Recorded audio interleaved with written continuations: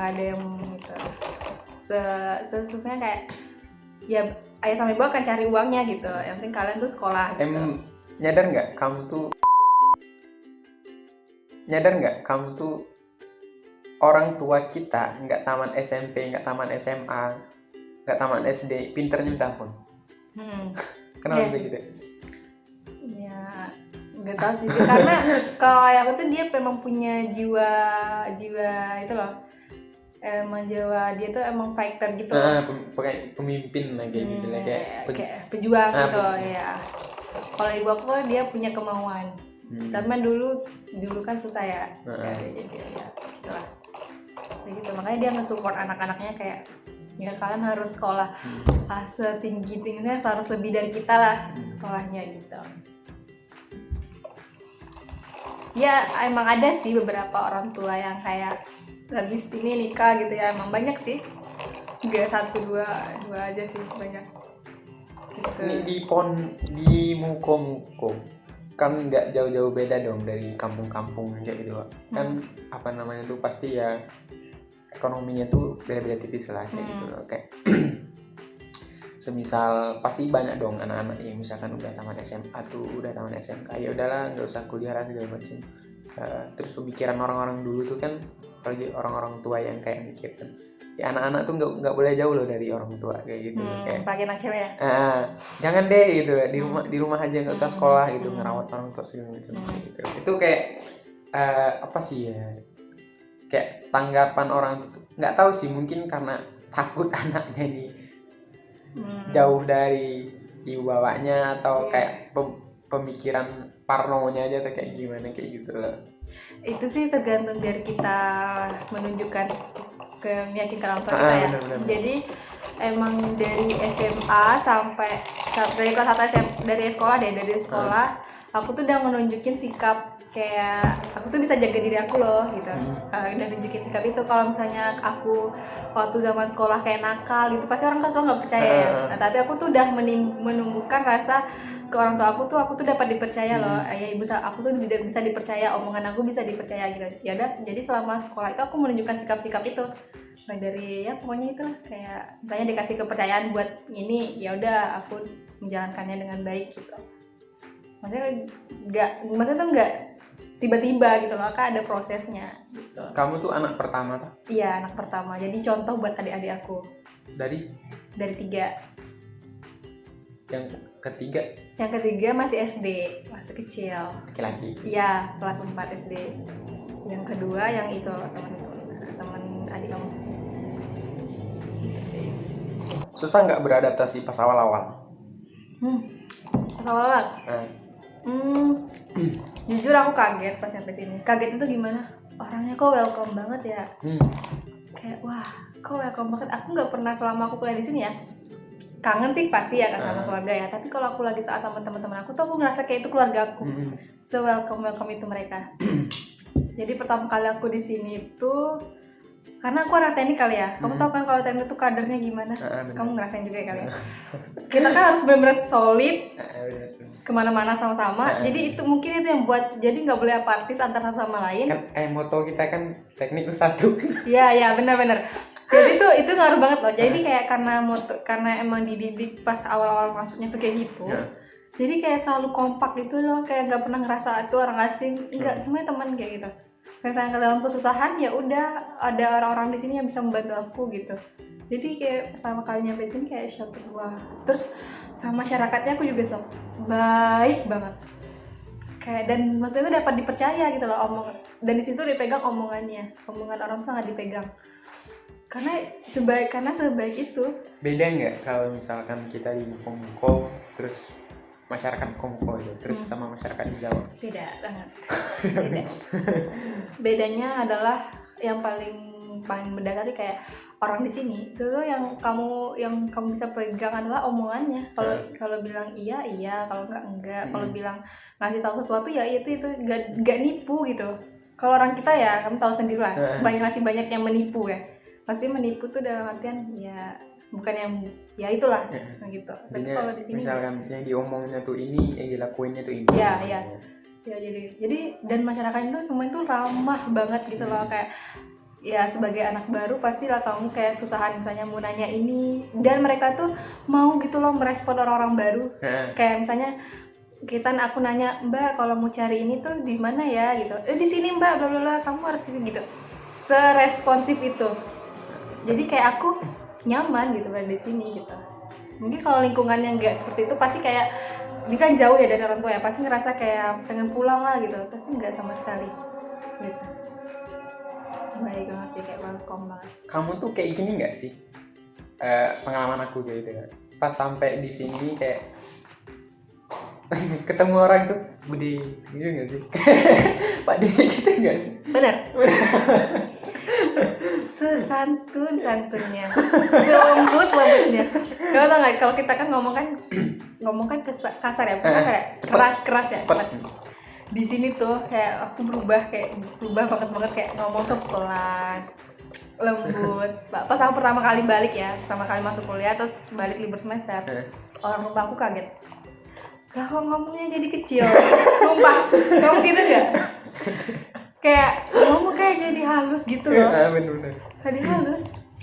Terus aku nanya kan sama teman-teman aku pas akhir maksudnya udah semester berapa. Terus aku bilang, pertama kali kalian ketemu aku ngomongnya gimana sih?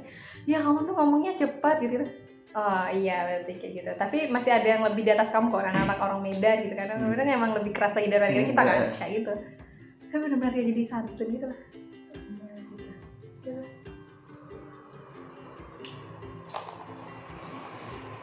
Susahnya beradaptasi di sini apa ya? Makanan kali ya. Soalnya kan aku lidah Sumatera banget guys.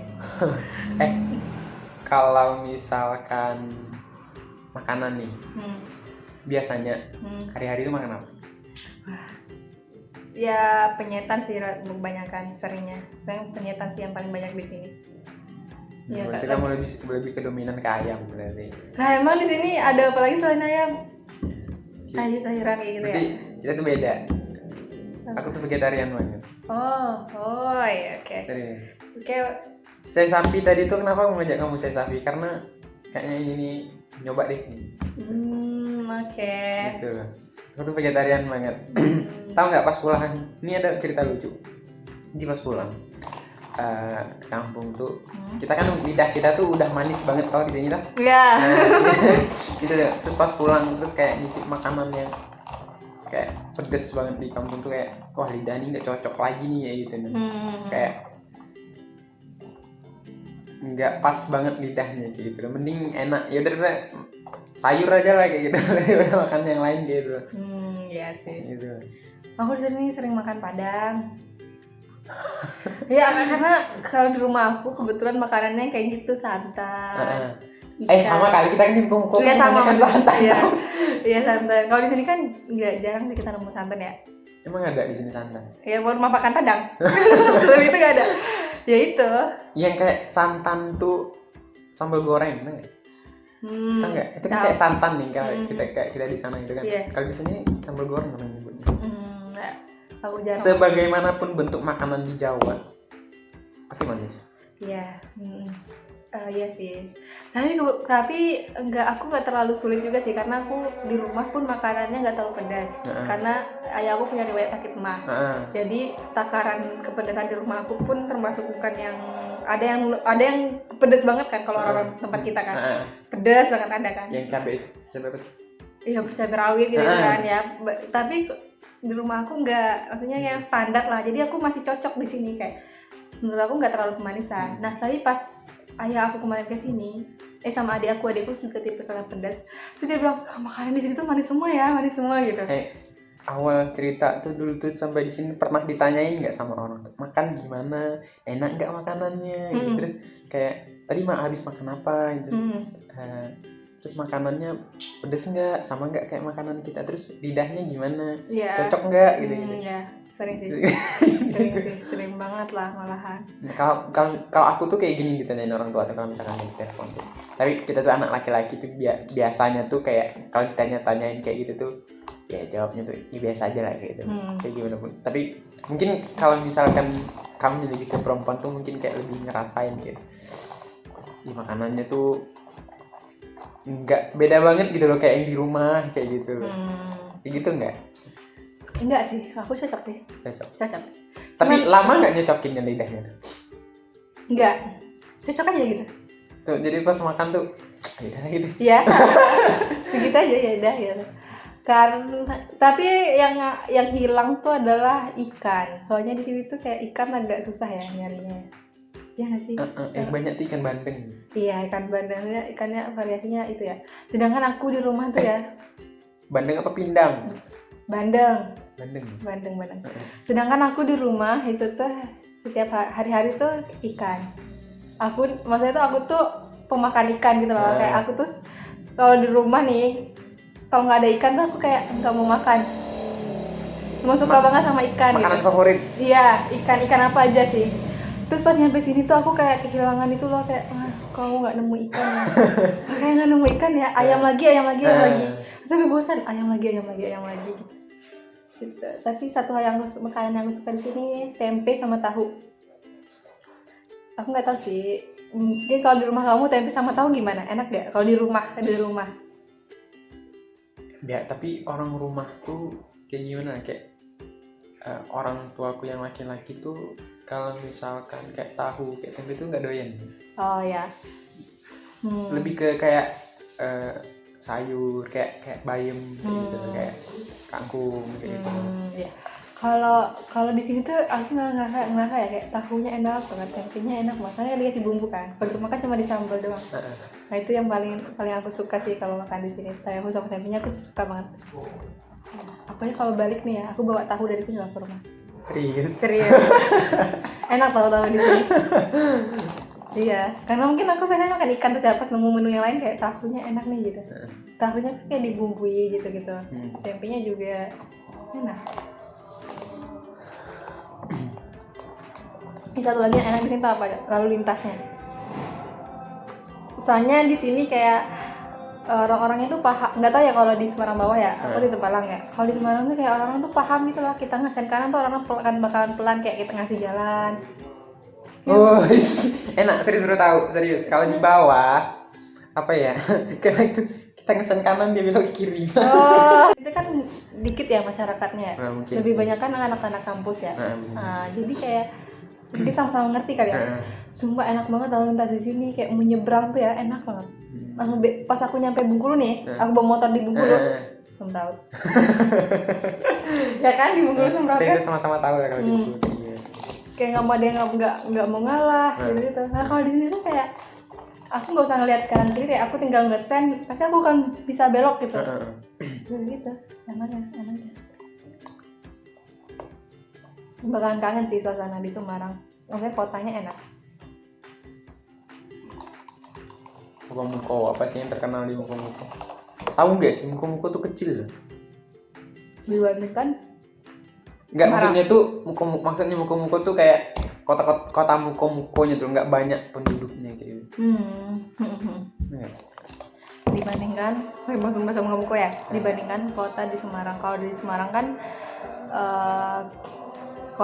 kabupaten besar. Padat rakyat. Tapi kalau di Muko ya sepi ya. Kan banyak kan sawit ya. Kalau ini kan udah rumah semuanya.